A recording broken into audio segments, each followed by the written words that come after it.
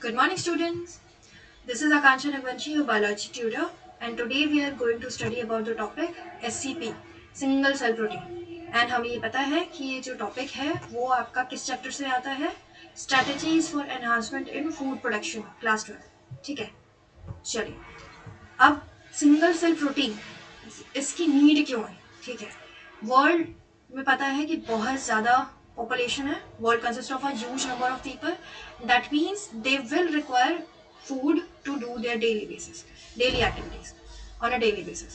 Now, because क्योंकि धीरे धीरे पॉपुलेशन बढ़ी, पॉपुलेशन में दोनों ह्यूमंस एंड एनिमल्स दोनों की पॉपुलेशन बढ़ी, तो उस वजह से क्या हुआ कि there was an increase in food demand, जो कि हमारे जो रेगुलर सोर्सेज हैं, जैसे कि रेगुलर सोर्सेज कौन कौन से हैं, सीरियल्स हो गए, उससे पूरी नहीं हो रही थी, तो there was an increase in demand of food.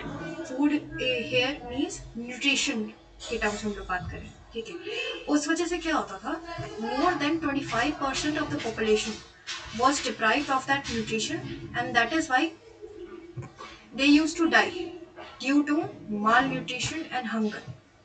ठीक है, अभी ये दो टर्म्स आया है, माल न्यूट्रिशन और हंगर. चलिए इसको समझते हैं.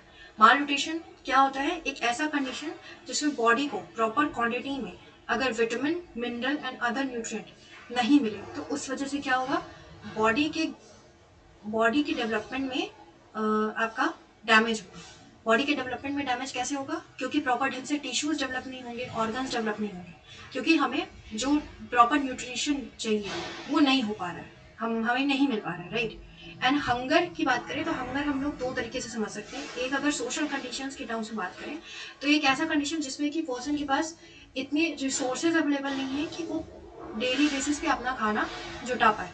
अगर हम लोग बायोलॉजिकल टर्म्स में बात करें तो एक ऐसा अनकंफर्टेबल या पेनफुल फिजिकल सेंसेशन होता है, क्योंकि हमने प्रॉपर ढंग से जितनी हमारी कैलोरीज है नॉर्मल बेसिस पे वो कंज्यूम नहीं की. ठीक है, तो there was an idea developed to obtain nourishment from edible protein. ठीक है, to obtain nourishment from microorganism in the form of edible protein.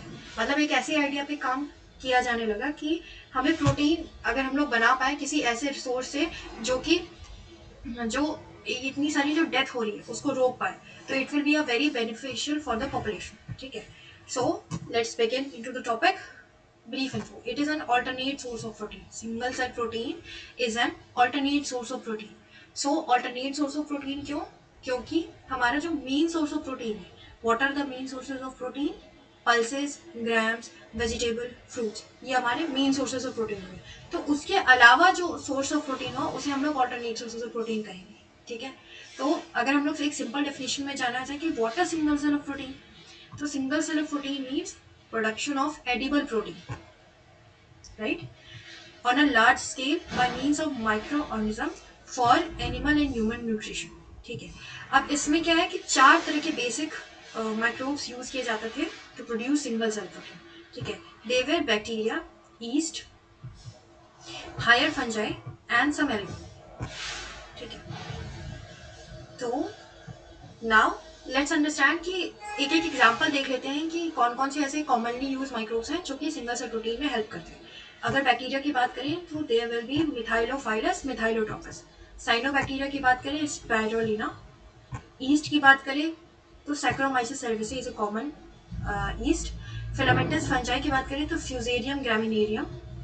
Algae की बात करें तो क्लोरेना और सेंडेस्मस आ जाता है. ठीक है, अब इस एनसीईआरटी में बेसिकली दो तरह के आपके एससीपी की बात की गई है. First is BGA Spirulina and the second one is Methylophilus methylotrophus and another one is edible mushroom. तो let us take it one by one. अगर BGA blue green algae Spirulina की बात करें, ठीक है, तो ये इसके लिए जो सबस्ट्रेट यूज होता है वो आपका यूज होता है waste water from potato processing plant. तो इसमें स्टार्च रहेगा. ठीक है, स्ट्रॉ हो गया, मोलासेस हो गया, animal manure and even sewage. तो सबस्ट्रेट क्या हुआ, एक ऐसा सब्सटेंस जिसपे कि आपका स्पाइरुलिना को ग्रो किया जाता है, उसका मतलब सबस्ट्रेट हुआ. तो आपको ये दिख रहा है कि वेस्ट वाटर हो गया, स्ट्रॉ हो गया, मोलासेस, ये नॉर्मली हम लोग यूज नहीं करते, ये आपका इन्वायरमेंट में पड़ा हुआ है. ठीक है, उस पर आपको ये ग्रो करके किया जाता है. इसका मतलब क्या हुआ कि जो इन्वायरमेंट का पॉल्यूशन है उसको भी ये जो स्पाइरुलिना है वो कम कर रहा है. ठीक है। अब वाई स्पाइरुलिना, क्यों स्पाइरुलिना ही चूज किया? क्योंकि it is known as super food. ठीक है। What is super food? इसमें protein, mineral, fat, carbohydrate, vitamin पाए जाते हैं, and it also contains calcium and calcium, potassium, magnesium and iron. So आपको दिख रहा है कि बहुत ज्यादा न्यूट्रिएंट कंपोनेंट है इसमें। And if we have to take look into the fact, it consist of 67 grams of protein per 100 grams of पर 100 ग्राम्स, एंड ये दोनों एनिमल्स और ह्यूमंस दोनों के लिए। This is a figure of spirulina. Second, two more important microbes which are used as single cell protein is Methylophilus methylotrochus. It is a bacteria and ये 25 ton of protein produce करता है, ठीक है, because of higher rate of biomass production and growth. और edible protein भी एक बहुत large scale growing industry है जिसमें कि बहुत ज़्यादा मशरूम को एक साथ प्रोड्यूस किया जा रहा है, ठीक है। अब अगर एससीपी को यूज किया जाए एज अ फूड तो व्हाट आर द एडवांटेजेस? इसमें क्योंकि हाई प्रोटीन कंटेंट होता है तो एक आपका जो न्यूट्रिशनल कंटेंट हो गया ह्यूमन बॉडी का वो तो आपका फुलफिल हो गया, but it also consist of low fat content, मतलब कि जो मोटापा है वो भी नहीं बढ़ाएगा, ठीक है। It is easier available because क्योंकि ये लैब में पूरे साल प्रोड्यूस किए जा सकते हैं आराम से। जो माइक्रोब्स होते हैं they are very fast grow, ठीक है, and produce large amount of protein in a very small area of land, ठीक है। और इसका कॉस्ट ऑफ प्रोडक्शन भी बहुत कम होता है क्योंकि सिंपल इंस्ट्रूमेंट से आप सिंगल सेल प्रोटीन को ग्रो कर सकते हैं, and it also reduces pollution, ठीक है। तो अभी हमने देखा था कि स्पाइरुलिना में कौन कौन सी चीज़ें यूज होती है। सबस्ट्रेट, वेस्ट वाटर यूज हो रहा था, कहाँ से? पोटैटो प्रोसेसिंग प्लांट्स का। स्ट्रॉ हो रहता है, स्ट्रॉ यूज हो रहा था, मोलासेस यूज हो रहा था, एनिमल मैन्योर, ये सब इन्वॉल्व पहले से पड़े हुए, ठीक है। तो उसको फिर हम लोग यूज कर रहे हैं टू रिड्यूस द पॉल्यूशन, ठीक है। Thank you so much. I guess ये सब basically strictly it is all limited to NCERT, so you do not have to refer NCERT after watching this lecture. If you have any doubt, please you can ask anything in the comment box. Thank you so much.